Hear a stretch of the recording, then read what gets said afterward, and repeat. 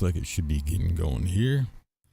Um, Today I wanted to talk a little bit more about sound. Man, like I said, I can go on about sound forever. Um, Anybody who's really been into sound like a lot of live engineers who are any of them I think who are really worth their salt. Even when you're not mixing, you'd be doing whatever job you do on the side. Whatever you do in your peacetime, whatever sound stuff still is going through your head. You're still thinking about like the mix you had last night and how you could have improved upon it, or a mastering bit that you're doing on the side, and you're thinking about different techniques you could be doing or different plugins that would do different things. We're not going to get too into that sort of thing today. I still want to stick to a lot of the basics. Every time I get to go to any kind of show lately, obviously sound has come up quite a bit, and I love that. I really do. Anytime you guys see me out and about, if I'm not with my wife anyway, if I'm with my family, don't bother me about sound. Let me be with my family. But anytime that I'm just out and about by myself, if you guys want to talk about sound, I'm absolutely game for that any day of the week. Air's been dry, man. I tell you what, these anybody who doesn't live up in the north doesn't know how dry the air gets up here during the wintertime. Oh my god. So Wisconsin's a weird breed because we get the humidity that you get down in like Louisiana, Florida during the summertime. We get just as humid. But during the wintertime, we get very dry. And we all have to turn out humidifiers, even though all freaking summer long we're using dehumidifiers and everything, trying to keep it drier.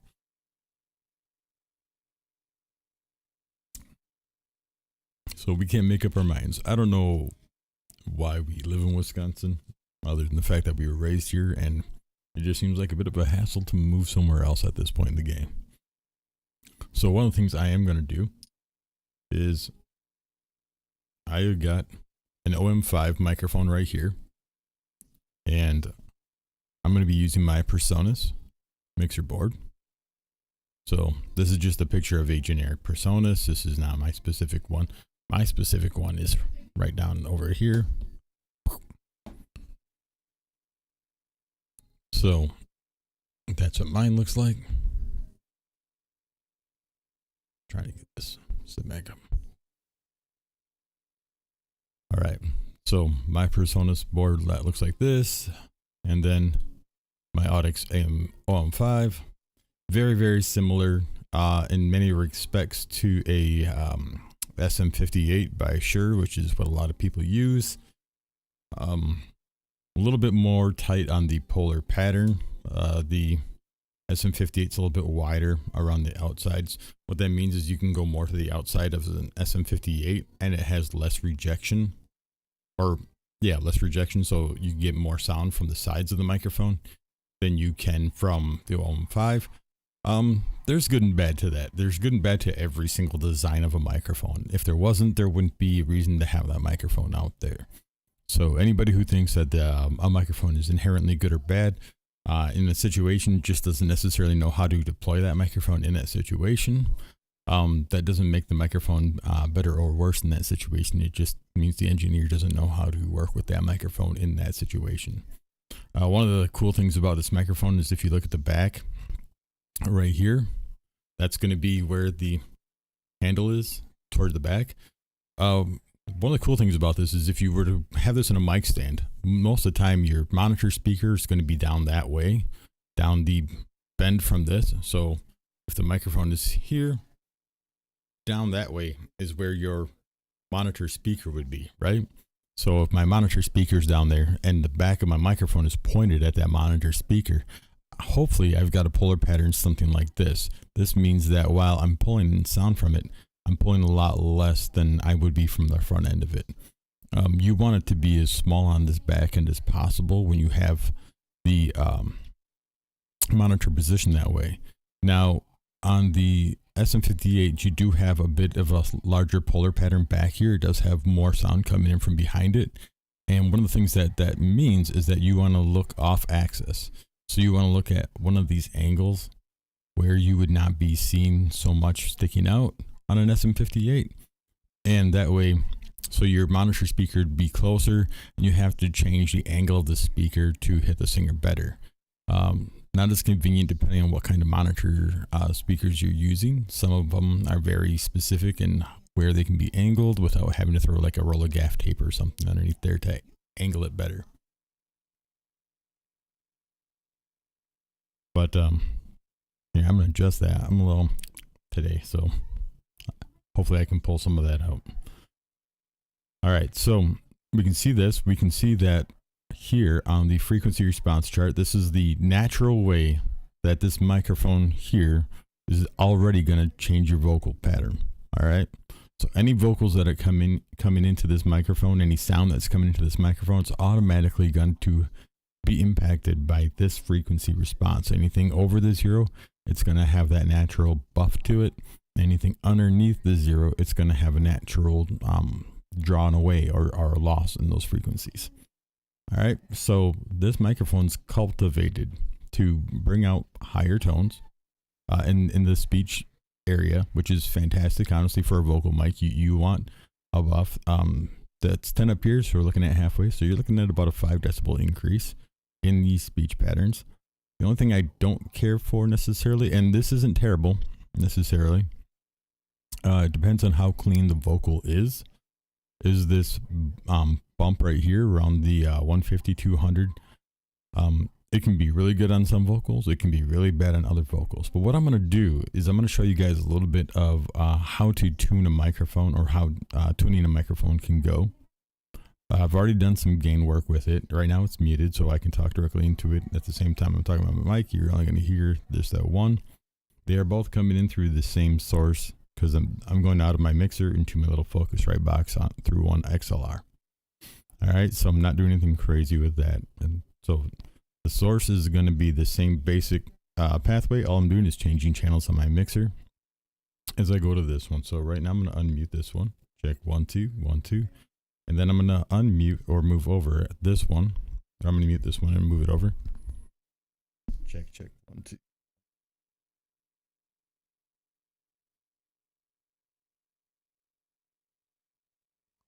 So check 1 2. All right, so this is completely untouched. It's not going through my subgroup at all. It is going directly to my mains. There's absolutely no EQ, no compressor, no anything on this thing. This is the raw microphone. This is a cardioid dynamic, if I'm not mistaken, microphone. Does it actually say on here? It does not use phantom power like my other microphone does. Let's see, description.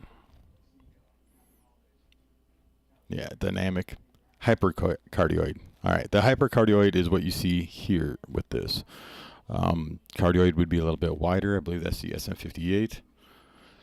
And so hypercardioid, if you're front in a band, hypercardioid is actually really good. The only downside that some people will say is that you have to be on the microphone. You have to be here. You can't be like way back here. As you can see, the further away you go, the quieter it gets. It sounds different. It's going to change a lot. So people are going to be like, oh no, it doesn't sound good, whatever. Yeah, because that's not where you're supposed to be singing from. On the other hand, you can use that for vocal techniques, or you go back and you're gonna belt or something, where you're just gonna rip one. Absolutely, you can use it for that. It's good for that sort of thing. It's gonna automatically kind of drop off that volume the way you want it to, and then it's going to change how it's sculpting your voice based on how far away you are from that microphone. All right.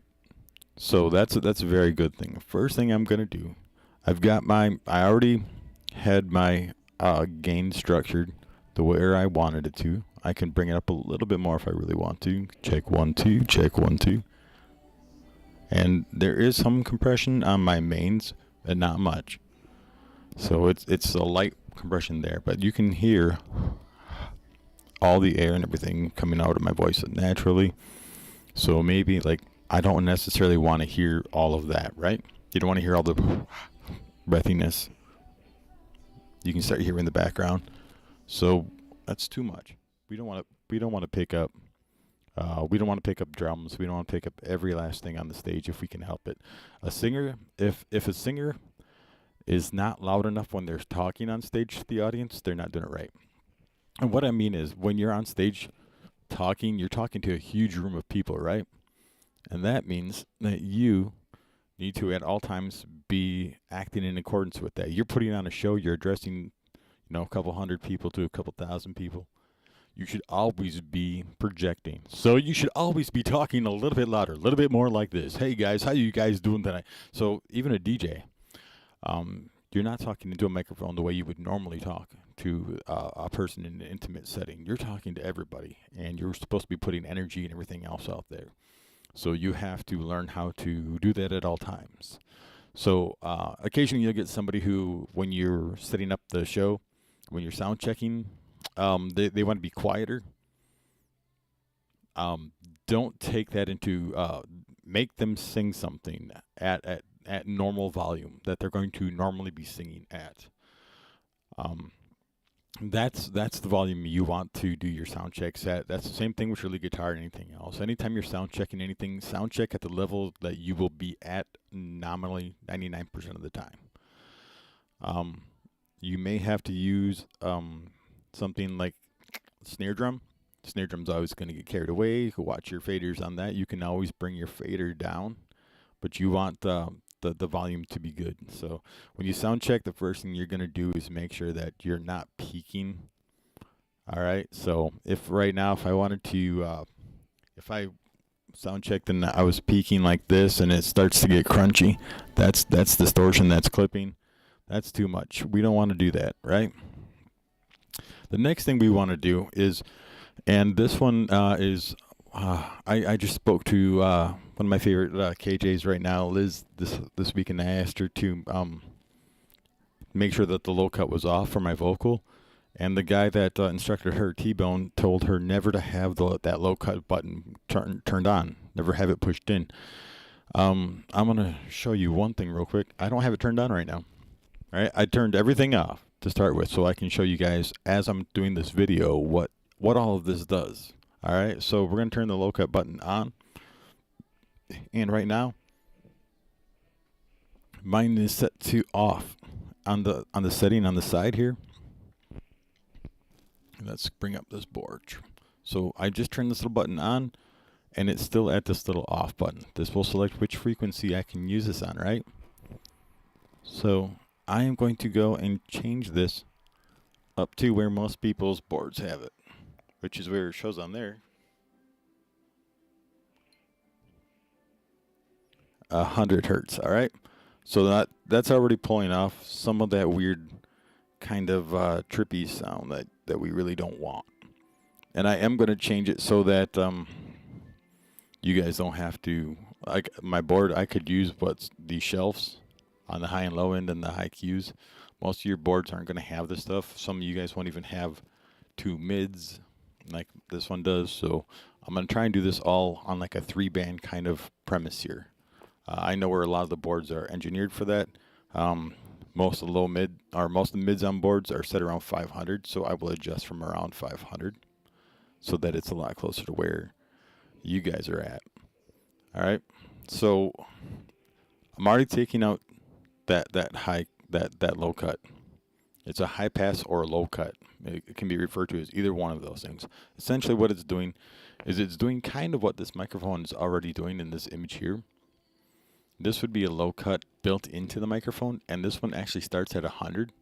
And you would say, well, why would we want to do a cut then where it's already doing one? Well, because that's not clearing everything out. If you got subwoofers or you have people who point the microphone at the floor, you see this a lot where people, they stand up and when there's not, when they don't sing, they point it directly at the floor. So you don't want that, because obviously most of us who have been in the industry, we've seen singers do that, and what do you hear? You hear a lot of feedback, a lot of low-end hum. That's because you're picking up all that low frequency that usually stays near the floor, and the floor resonates. Whether or not you can hear it at all time or not, it's doing that. So put on that low cut, and you're going to help remove a lot of that inherently. The second button we're going to touch here is we're going to take some of these lows out. Now lows typically on a board that's just the 3-band exists somewhere around the 300 hertz is where the knob is going to be by default. You guys aren't normally going to be able to pick your frequency on those boards, and that's absolutely fine. So I moved mine up to around 320, and I'm going to pull those down a little bit here. So check 1 2, check 1 2, and that's going to sound a little bit clearer, right? A little bit clearer. Now this is all taken into account. My voice is a lot different than most people's voices at the same time, right? So my voice inherently exists for the most part down there with a little bit of mid-highs. That's my voice. But by removing those frequencies, by pulling those lows down, and I have this pulled down about 12 decibels on here, so you can hear my voice should be a lot clearer, right? It's not as muddy, it's a lot clearer. And if I wanted to sing something at this point, it would sound just a lot better overall without having to do a lot. And compared to music, if some music was going through or something, now all you're hearing is my mids and my highs, and they're going to come through clear. It is so important to have the clear signal. Most like, hey guys, you can hear my T's, you can hear all the enunciation that would be in a vocal naturally come through better because we've already removed a lot of the mud from the vocal. Now, if you wanted to add body to the vocal, that all changes based on where, you know, what your vocalist sounds like. So let me go to where the mids are normally. Now mids, some people turn them up, some people turn them down. It really depends on your vocalist. 500 hertz is where your mids normally are on a board. That can overlap a bit with your low end. There are other boards that are closer to like 700 to 1000. So you do have to figure out like where is going to be the spot for your mids. Now I can pull out more of my low end here. So I pulled up this is my low mids on my board. I'm at 500 hertz. Now I pulled them down, way down, another 10 decibels down. Now my voice sounds, clear? Should sound a lot clearer to you guys. That's because most of my voice is down there, and then all that we're left with at this point is the mid-highs and highs. Now if I want to make my highs even clearer, what I can do is I can go to my highs, my treble, which is usually somewhere between 3 and 5K on a board. That'll be your high knob, and I can turn that up. Now you're hearing all the highs from the background, but you're hearing my voice. When you hear my voice, it sounds airier. If you have sibilance in your voice, that's the sounds. If somebody's got a lot of that, I would recommend turning those down a little bit, but not too much, because if you turn them down too much, then your voice gets flat like that, right? That doesn't sound good. So treble is a very, very finicky one. Yeah, that's your high end. Now, let's say your board has a higher, I went and evened out my 500s, all right? So my mids are now back to mid. Let's say somebody's got a board where I think the highs, let's put it around 700. I'll go 800. It seems like that's about as close as I'm going to get. Now 800 you can go, if we go all the way down, then my voice sounds like this. 800 if we go up in our mids, sounds like this. So again, it's very finicky in the mids where you want to go with them. That's going to be tailored based on the person who's singing. And I wouldn't actually do too much with my mids. If anything, I might touch them down for males. Because male voice can still sound pretty good, pretty clean. Even if you have a low male voice, it's still going to sound fairly right in that right key based on that alone. Based on the fact that your voice is naturally, if your voice is naturally somewhere, you can pull a lot out on the EQ and it's still going to sound like it's somewhere around there. Now I have all these EQs on. If I turn them off again, I'm going to turn all my EQs off. Check 1 2, check 1 2. All right, so that's my voice with all the EQs off. All right, and I'm going to turn off the low cut. So check 1, 2, check 1, 2. All right, that's my voice with everything turned off. So that's where I'm starting here. And with everything turned on, now that's my voice with everything turned on. That's just a little bit of EQ work. That's At this point, I've got 4 decibels taken away from around 500. I've got my lows turned down about 12 decibels. And then I've got my high cut button pushed in at the 100 hertz. And that's how much clearer the vocal is going to sound. And if I wanted to do something really, really low, I can still always uncheck that high pass box and still have a lot of vocals that are in there. And of course, if it's a guy singer who really, really wants lows, you can always have one microphone set up where that low is still always present in there, all right?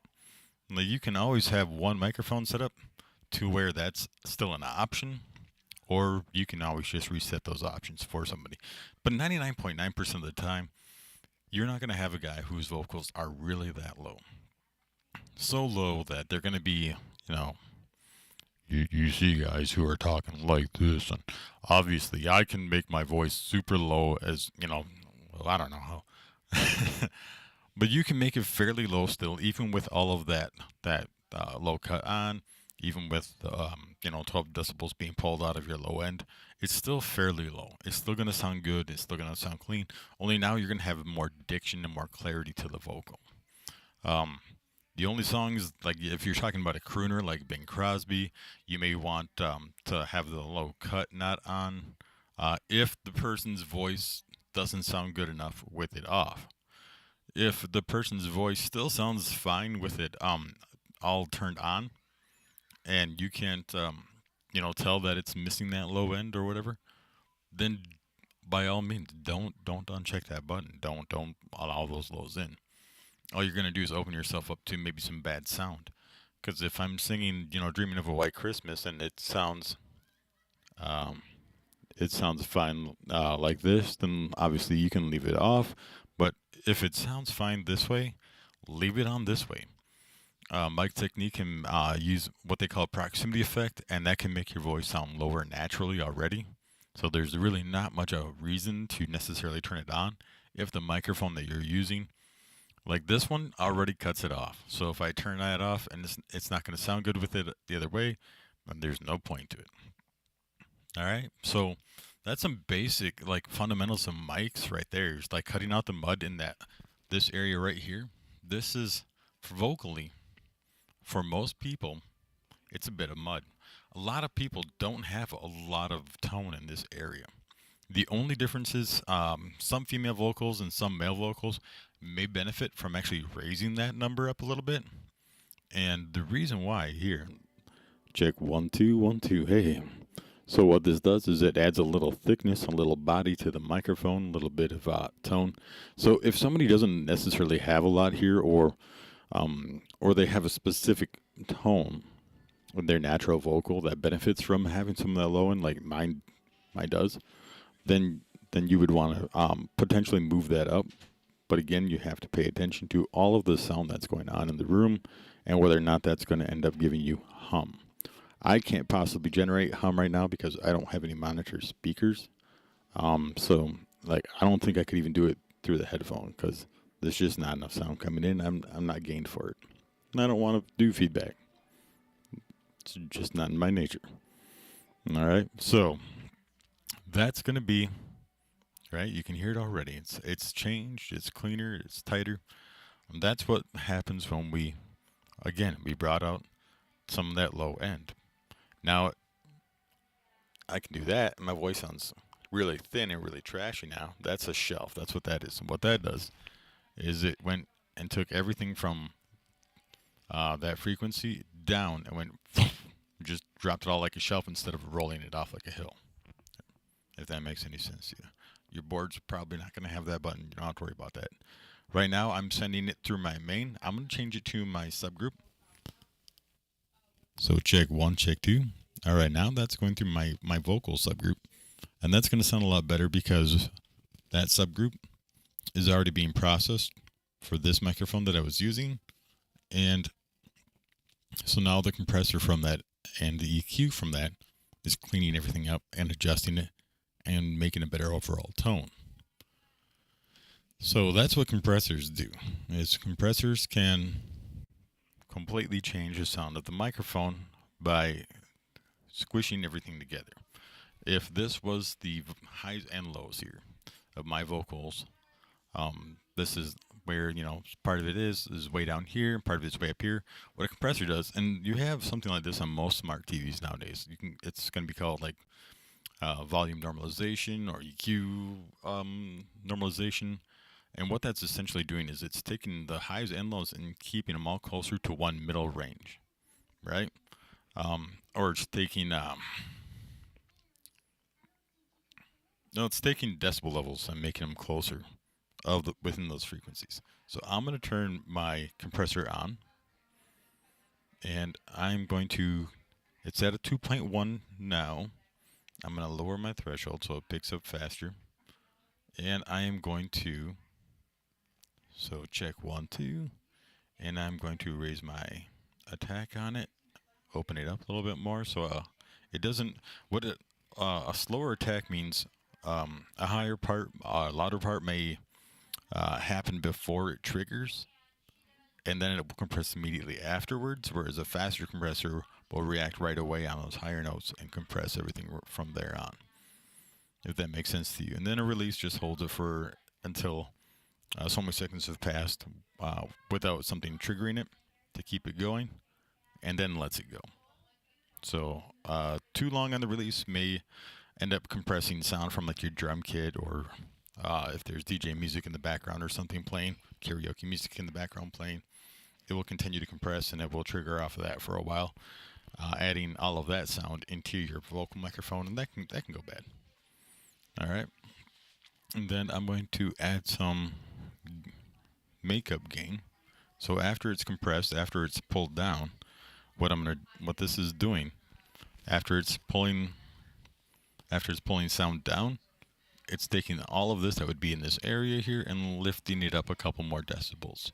So you've prevented it from getting as loud, and all you're doing afterwards is going, okay, so now I'm taking this whole compressed signal and making it as a little bit louder after the compression, which is a good thing to do. All right. So, and then the last thing I'm going to do is add on my gate.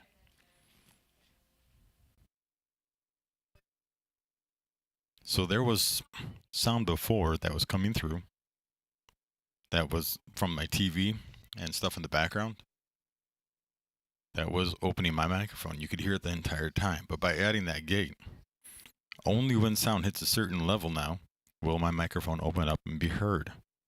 Now I can change the attack on this. Oh no, I can't on this one. This is just a release. So if I open it up, you can hear it for a little while still going. You can hear the background sound for a couple of seconds before it closes. Obviously, we would want that pretty short on the release. Some boards have an attack. My 32 did, and that's nice because you can make it so that something doesn't necessarily open it right away just because it hears it. You can use stuff like that on drums to create some really cool like 80s sounds for drums. But most of the time on drums, you do not want your gate to miss the attack. So you want your attacks to be really fast so that it opens up right away and you can hear that stick hitting. If you're losing your stick on your toms and your snares on your drum kit, you're messing up. All right. So this is an idea of what compressors do. I'm actually going to raise my ratio here. My voice being my voice. I want to raise mine up to like a 7.1. Now, normally I'm like here, and it's not just my voice, honestly. I'll give you some different styles of music and how that can affect you. If you have compressors on your board, this will be something that you can utilize for informational purposes to help you out. If you're singing songs like country music, some pop music, really easygoing kind of music where the vocals, you want a lot of dynamic, you definitely want to have probably like a 2-to-1 ratio on your vocal for the most part, maybe less for your compressor, because you're not going to go like too many crazy places with it. And usually when they get to the belt part, if there's a belt part, they're going to use mic technique they're going to pull out like way back here, and that's going to allow you guys to still get the sound that you need without blowing out your system. Um, the other thing we can do, obviously, is we can throw our limiter on, and with our limiter, that will automatically hit our threshold, and it will say, hey, we're going to skirt it, but we're not going to go 4 or 5 decibels up because this person's screaming into the microphone. It's going to squish it, and it's going to squish it based on what our ratio is. It's really good to have that for some things like radio, believe it or not, because it's going to compress the vocal. It's going to be easier to hear when the radio host gets closer or further away. Screamo, things like that, where somebody's just belting into the mic like 90% of the time. But then on the other parts, when he's not belting into the mic, doing that, all the crunch, the vocal fry, all that stuff. When he's just doing the normal parts where he's singing and it's much quieter, that higher ratio on your compressor is going to be able to keep all of that in that one area without you trying to like finagle the knobs and the faders the entire time trying to figure out how to make it all audio-wise. So any of you guys who are doing stuff out there where you're doing like heavy rock, screamo, stuff like that, higher ratios are good for the vocals on those specific kinds of stuff. It's going to change how the vocal tone is modeled. So you can hear mine right now. It's a lot more robust. If I turn my compressor off, it sounds way, way different, right? For anybody who doesn't think it sounds way different, your TV or phone or whatever you're listening through may not have the ability to reproduce all of those frequencies for you. But yeah, with the compressor on right there, you should be able to hear it again at that point, that at least there's definitely some tone differences. It definitely sounds a lot better through my ears. So it should sound a lot better through everybody else's stuff. All right. So this is still going through my main now. I took it out of that subgroup. I have had it going through my main for a while again since I did that. So I'm going to show you with the sub-processing through my vocal subgroup again. All right. So now this is through my vocal subgroup. And that's what doing. A lot of people say if you do it once, it's all you need. You don't need to do it again. Why would you compress it a second time? Well, one, I think it sounds way better to do some secondary processing on things. So I always have a vocal subgroup anyway. There's a lot of good and a lot of bad you can do with it. So if you don't have subgroups on your board, that's fine. If you do have subgroups on this, and I know some people do have karaoke boards that I have seen that have subgroups on here,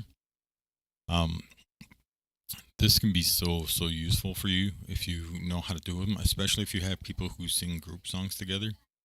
The reason for that, here, actually, I'm going to go back to my normal mic here. Because I feel weird holding on to that the entire time. Check 1 2 1 2. Now it all sounds weird in my ear. Check 1 2. All right, that's better. All right, so now the reason that I forgot I had changed some stuff because there was a hum at one point and I had to pull out some frequencies, but the hum went away. So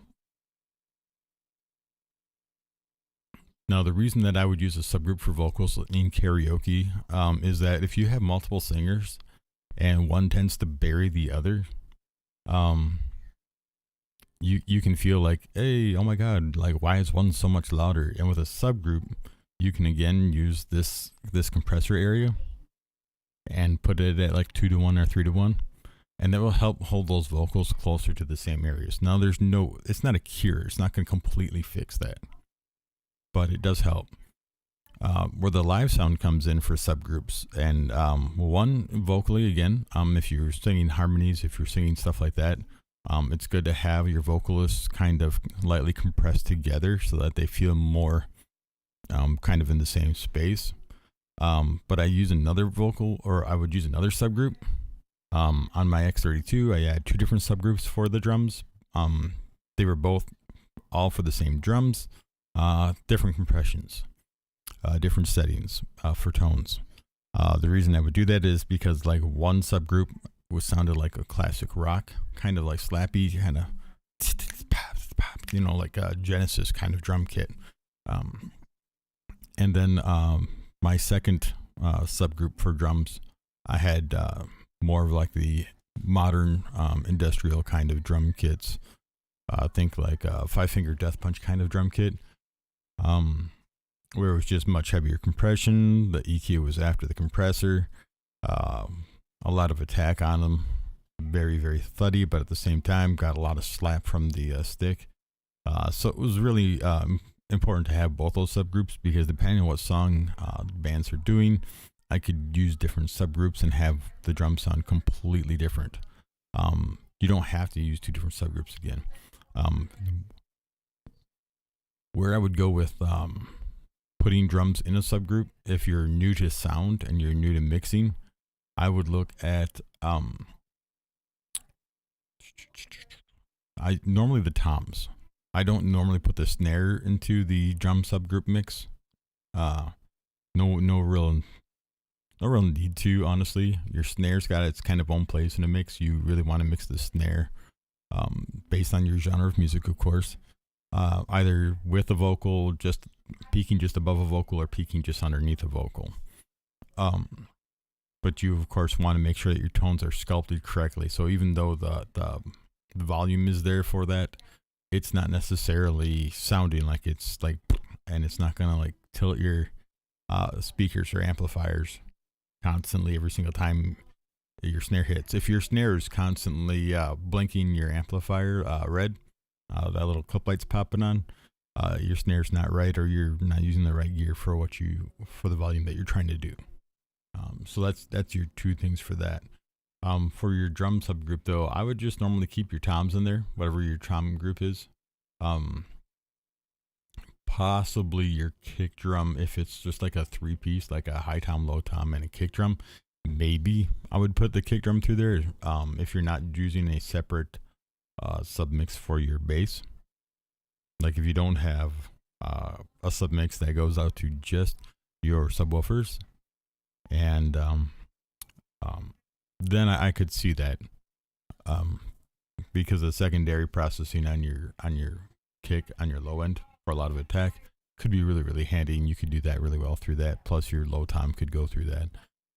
You're really depending on your speaker setup and how your mix is going. I personally did not. I had just my toms, even if it was just 3 toms, they would go through that group, and then that was it. That was the only thing that would go through my drum bus. Snare had its own thing kind of going on, its own identity going on 90% of the time. There was a handful of bands I would throw it into the group, but 90% of the time, if not more, it had its own identity. The kick drums had their own identity in the mix, and then they would go to the main as well as to, like, if you look right here, what this does is it assigns it to which subgroup, or if I wanted to go to just the main, or you can actually select all of these. And there would be different reasons to select all of those, or different ones. Like if I select on my channel right now, I'm only going through my first subgroup, which is my vocal subgroup here. If I wanted to add it to main as well, I can do that, and it's going to have both the processings hitting the main. And there's definitely times when like this tone is great. Having it live would be very, very difficult. It's going to change the way it flares, and it's going to change the way everything that's going into the main mix is mixed. Having submixes is great, because all of those submixes are joining the rest of the instrumentation that's going into the main mix in such a processed way that it's a much cleaner and compact. Sorry, I got something in my eye. A cleaner overall sound. And the great thing about that is that once you can have isolated bands and isolated spaces in your mix for different sounds, everything fits together better at the end. And that's what allows you to have that clarity of the mix. That's what allows you to hear the lead guitar well, without the lead guitar having to be like in the metal space where it's just, either tied to the volume level of the vocal or dominating the vocal. You should Anybody who tells you that, like, oh, I'm listening to country music and my lead guitar needs to be ripping, is an idiot. There's a definite space for the lead guitar in country music, but in only a few songs is the guitar anywhere near as loud as the vocal. A lot of the times it's a harmonic sound, meaning that it's there, it's present, but it's definitely not dominant. It has its space to tie the melody structure and the harmonics of the song together. All right. So yeah, sound is, I love sound, man. It's such a simple thing. There's so much of this that can be applied to anything from karaoke. Anybody who's been to some of my karaoke shows has seen me from this board on using a lot of techniques, doing a lot of effects, doing all kinds of things. And the reason that we do that is because it puts the singer in that space. It allows them to hear a little bit better what it is, they're doing, what they're trying to feel.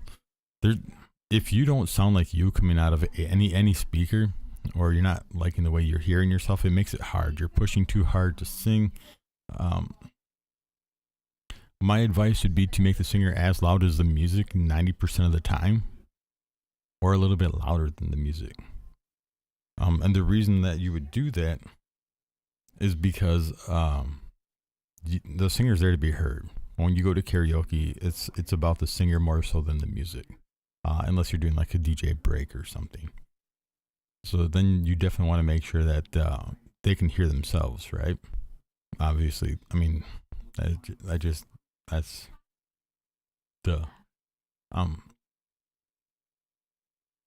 ways that you can do that are the easy ways that you can do that are the things that I mentioned first, by pushing that high pass button in.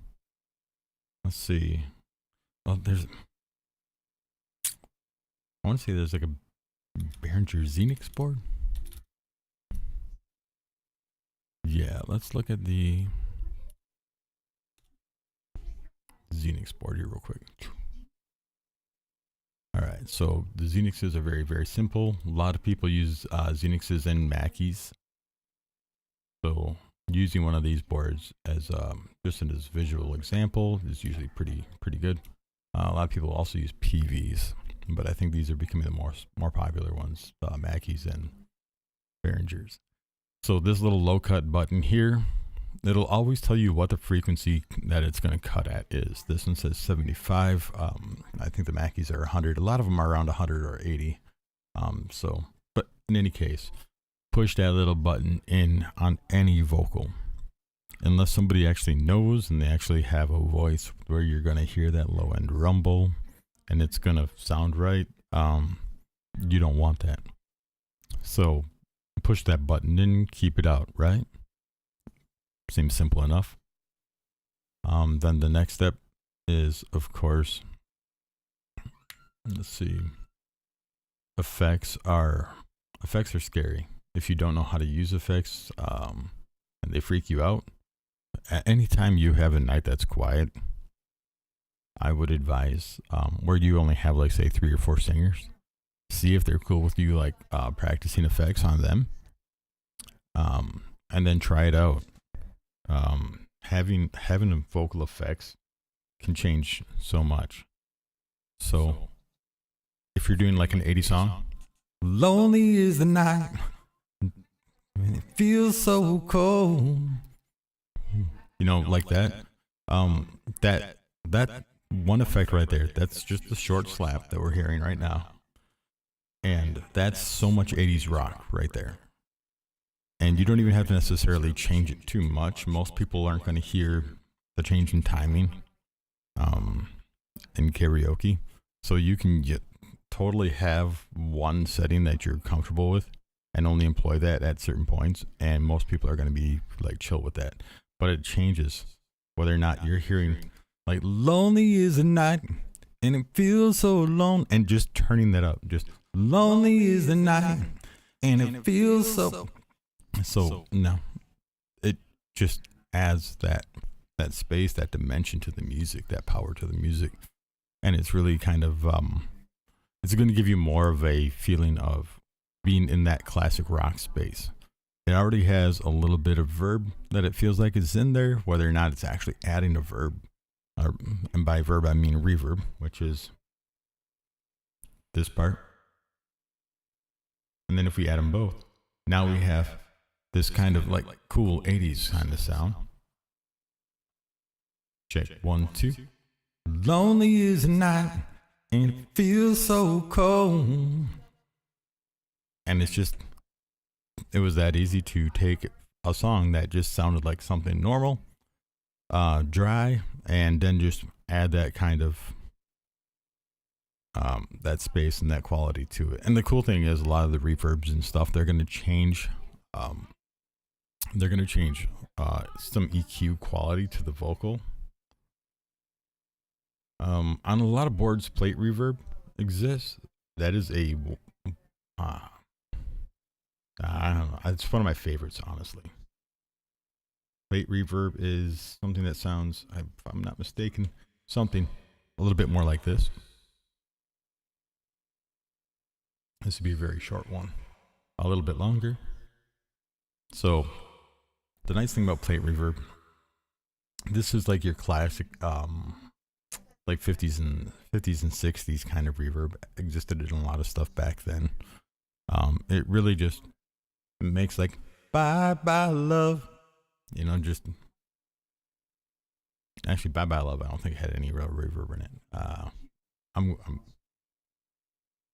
Was it Barry Man? I'd like to thank the guy who wrote the song. You know, like, it'll make your life easier to be able to just hit that reverb button real quick, and it adds that little shine to the vocal, adds that space to the mix. And then when you're in karaoke and suddenly you have that going on, if you're doing a live sound production where you got a full band up there, this actually becomes harder with a live band, because now you're trying to decide what goes into your reverb and delay mixes. Some people throw like the whole band's main into there. Don't do that. Don't be that person. 90% of the time, your guitarist, your lead guitarist, if you have a rhythm guitarist, they've got all their own effects pedals that they're doing stuff with. Don't throw those guys into your mix, because they're gonna have delays, they're going to have reverbs, and if you're processing all of that through your own effects afterwards, it sounds really, really wonky. So don't do that unless they are not using their effects pedals, or if they don't have effects pedals, in which case, by all means, add them to your mix. But have that discussion ahead of time so you know what's going on with that, so that you don't sound weird and they're not frustrated with how they sound coming out of your mains, and that your mains and their amplifiers on stage are consistent.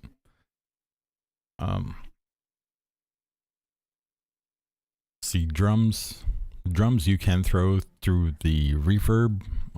You can put them into a delay, but that's really tricky because of the way sound bounces around a room already naturally, and the fact that drums are usually so loud, they're already live in the room pretty much in most indoor environments.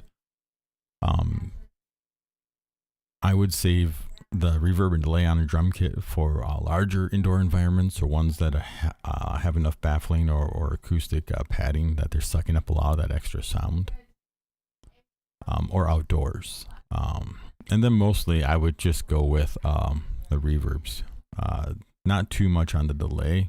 If you do any delay on the drum kit, I advise you to buckle in and know that you're kind of taking your butt in your hands, right? Bass guitar, never touch a freaking effect with a bass guitar. That's already its own effect. All right, it's got that bottom and it's got the growl. It's going to be in your subs.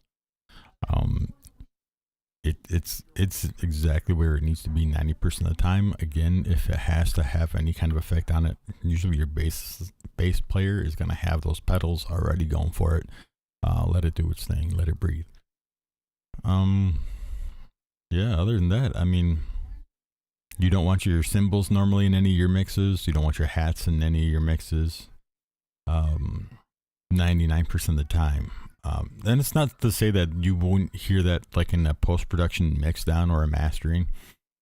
You will definitely hear little bits of it. And sometimes that's actually going to come from like, just if you have overhead mics on your drum kit, That's where normally you would mix all of that from, because then each individual drum mics, tones, and stuff aren't getting separately processed into that mix, and creating weird spacing issues because your mics they might be slightly out of phase from one another. It's much better to use like a set of overheads that are more in line, or tighter together in how they're picking up the sound. Because overheads, normally you're not going to have wicked EQs on everything. They're going to create a separate tone. They're going to be high, about 3 feet, 3 feet to 4 feet, usually off the kit, spaced in a way that they're picking up all of the drum sounds, hopefully kind of all together. It's just better for the audio spacing and smearing. Post-production mastering, you can do a little bit more with that. It's much easier to get all of the timings and everything 100% in concert. I do the drums and my reverb on some, like, I would have it in like some rock songs. I think I did like Still the Night, I occasionally did. And then Paradise City, where they do the big drum breakdown, like, then I would bring out that. But those are about the only 2 songs I ever used it in, because then I was creating a dynamics for that moment, and there was really not much else in that verb mix at that time, and it allowed the spacing to feel a lot better. Other things to take into account, I would say, if you have amplifiers on stage, you can take the guitars that have those amplifiers that usually on the back of the stage, so they're a couple of feet behind your mains. You can actually, if you have a board for it, put a delay on your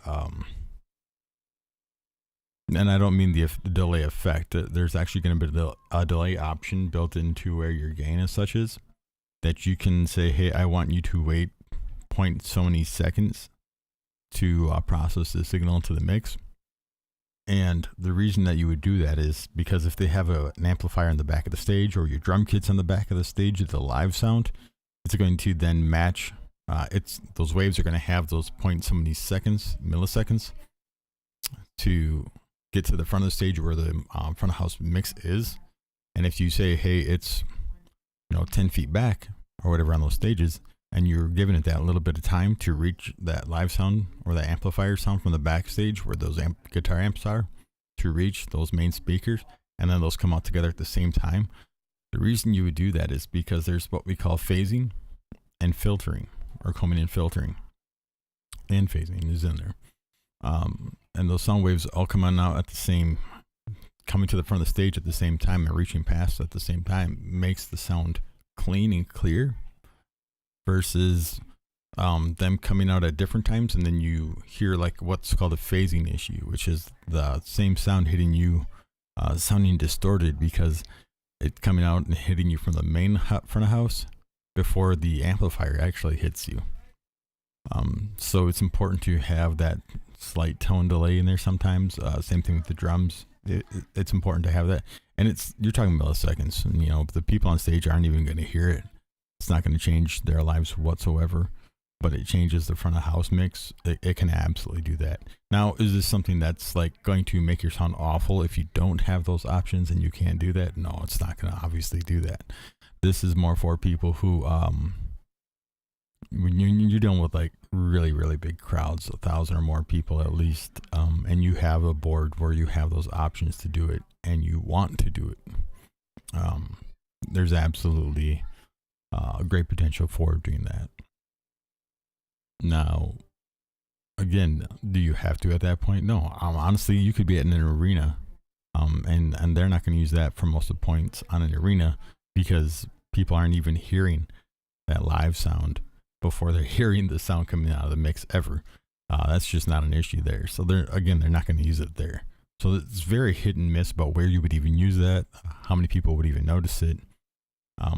When you're using it correctly and you're in the right environments for it, yeah, it sounds great, and I think it does a fantastic job in the mix.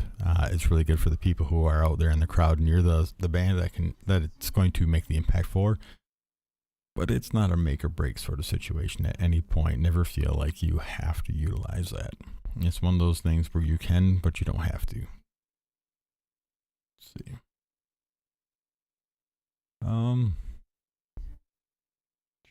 There's really so much about sound that you can talk about. Monitor speakers being one. Do you have to have monitor speakers? I think is a good one to address. I think like anybody who's been to my shows for years knows that I rarely ever use a monitor speaker. One, it can throw people off. And not in a way, because just because you hear your voice coming from here instead of up here, and if they don't sound exactly the same, that'll make you feel weird. You don't know which one to listen to. You don't know which one to adjust your tone for. If it's got a slight delay, and some people are more sensitive to that, 0.5 millisecond delay. Like for me, that delay can throw me off so bad. I don't mind if I can't hear the monitor that well, because I'm gonna listen to your mains, and I'm better with that than I am with a little monitor speaker 90% of the time. But honestly, for karaoke, a lot of people will actually listen to the mains and be absolutely fine.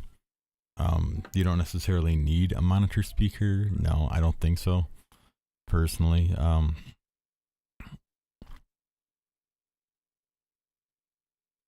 I know I've been to a lot of karaoke clubs, and most of them don't use monitor speakers. Now that I think about it, like Cat's Meow in New Orleans didn't, that I ever saw.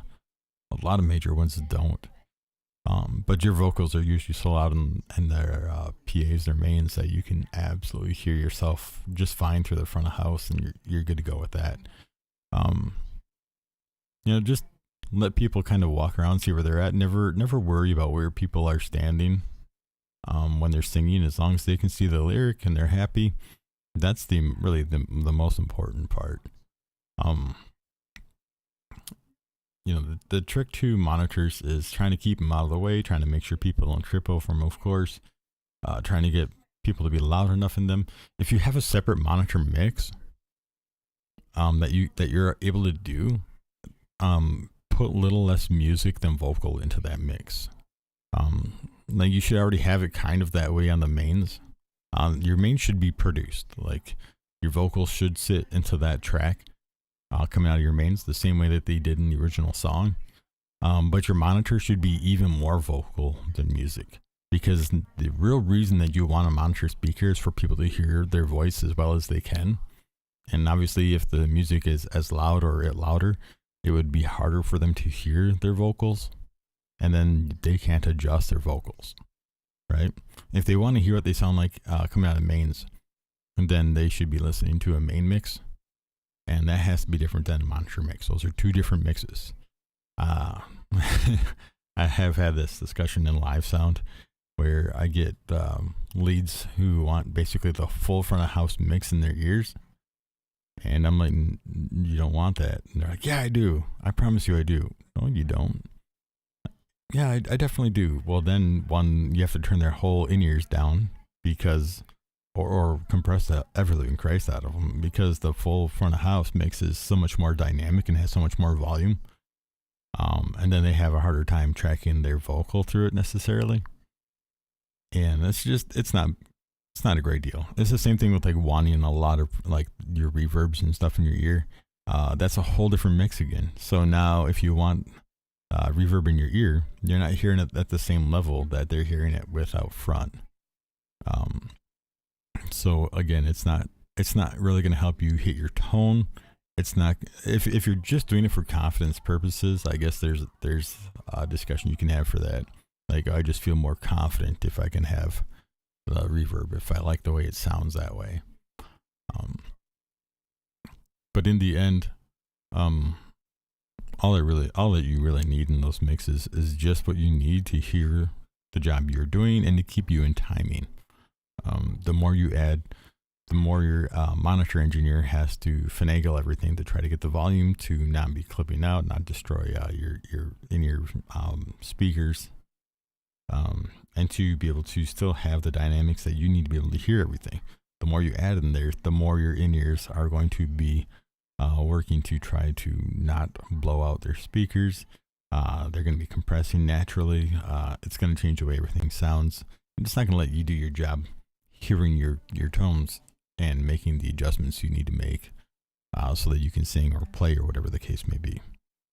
So as a singer, you definitely have to watch what you're putting out there into your in-ear monitors. I would recommend, snare, maybe kick for your timings, depending on the obviously the style of music and what's important to your timings and that style of music. Maybe a little bit of bass guitar if bass guitar is more important to keeping tempo and stuff. A little bit of lead guitar or whatever for like the harmonics, and then your vocal harmonies if they're gonna like be harmonizing with the same timings, but if they're off, if their timings are secondary, like they're coming off of you, you obviously may not want them because that could throw you off. You have to play around with it and see how it works for you and what throws you off, what benefits you. But I think that's a good place to stop for today. If anybody's ever got any kind of sound questions, hit me up, let me know. I'm always down to talk sound. You guys have a great day.